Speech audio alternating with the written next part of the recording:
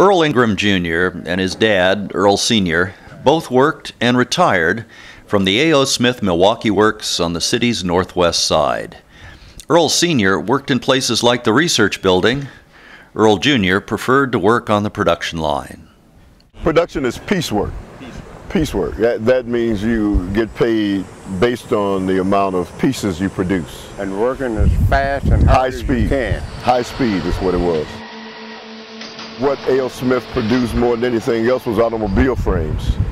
And so you produce parts that once put together produced a frame that went underneath the automobiles of Ford, Chrysler, and General Motors. Almost every automobile that was produced in America, we produced the frames for them. We worked 7 days a week, sometimes 365 days a year, and the pounding from those presses affected the neighborhoods. And so people wake up in the middle of the night because of the sound that would be. The big presses come down, boom, and it kind of shake the foundation of everything. Yeah.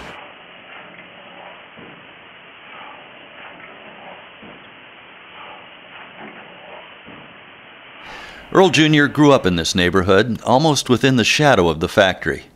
His dad continued to live here until quite recently, in a house he bought in 1965. They moved in when Earl Jr. was 12 years old. People own these homes. Many of them worked, if they didn't work at A.O. Smith, they worked in other factories. And so they made enough money to take it on their own home. So these weren't renter properties. These homes were owned, you know, by somebody who lived in them. You know, today it's a different story. Very few people own these homes. There are people who own them and rent them. We're talking about owner-occupied, which is a major difference. That's what it was. All these duplexes were owner-occupied, and now it's not like that anymore. So there's been some major changes in this neighborhood. And of course, you're talking 50 years.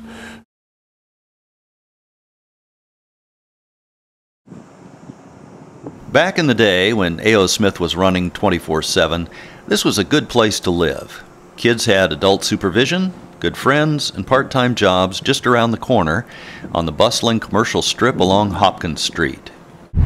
All his children had an opportunity to work when we were young. It was, you know, you didn't have any choice. You were going to work. Well, opportunities existed. So you had an opportunity to have your own money, to do your own things, and that's what's missing today. This part of Milwaukee was booming because we had factories all over. Down the streets there, they had a state credit union up the streets. Then they had, I don't know, everything around here. They had restaurants, cafes, and drugstores. He worked at one drugstore when he was in school. Denton was right up the streets there. None of that stuff is here anymore. And I look around and what do I see? Hardly nothing. Two things caused the neighborhood to change starting in the 1970s. Prosperity first, and then hard times. When A.O. Smith was up and running and providing thousands of good-paying jobs, people could save up enough to move to the suburbs, to newer housing, like Earl Jr. did. When the plant and others like it all over Milwaukee started to lay people off and ultimately closed, prosperity was replaced by poverty. Around here, family incomes declined and unemployment became the norm. A lot of people left looking for jobs in other places. They were replaced by transients, people who come and go, often in the dead of night, but never stick around very long. Once A.O. Smith left, it was like taking the heart out of a community, because now the businesses that used to thrive, they're all dead now, for the most part. And that happens in communities all over the city where industry has left. The same thing, you'll see the homes aren't what they were, the businesses aren't what they were, and so these are the remains. You know, after someone dies, the spirit leaves, and then there's something called the remains. That's what this is. Now, this is the remains of a neighborhood that was once thriving, and it is now on life support.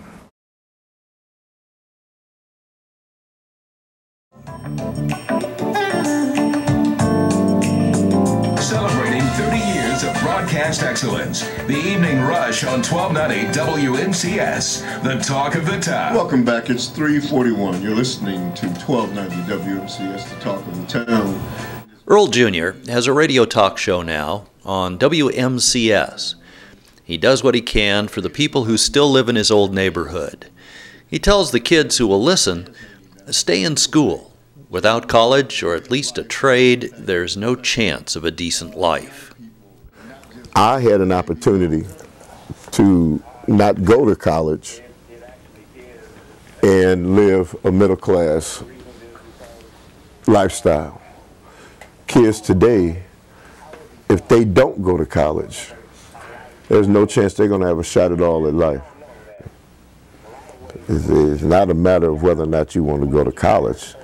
The fact of the matter is, if you don't go to some trade, if you don't become a tool and die maker, well, tool and die makers are outdated now, but if you don't become a carpenter, an electrician, a steam fitter, you know, if you don't become any of those, a mason, you have no shot at all. But for kids around here, that's a tough sell. How do you convince them to stay in school when they don't see people working? Don't see any opportunity at all, really, except the street. Their honest labor isn't needed anymore, so the outside world doesn't really seem to care about them. The only people who are really interested are the gangs, who want them for criminal activity and lure them with fast money. What do they see good in the neighborhood? Okay, who do they see going to work? How many people do you see getting up in the morning? None. There's no such thing as going to work. Yeah, I can probably go out most of these houses down here. You don't see anybody getting up going to work. So, you know, where are you going to learn that? And so people wonder why kids are doing the things they're doing. Number one, the kids have been let down. Kids have not been given a fair shot. That's life now, in the shadow of the ruins of A.O. Smith. One of the places that used to make Milwaukee the machine shop of the world.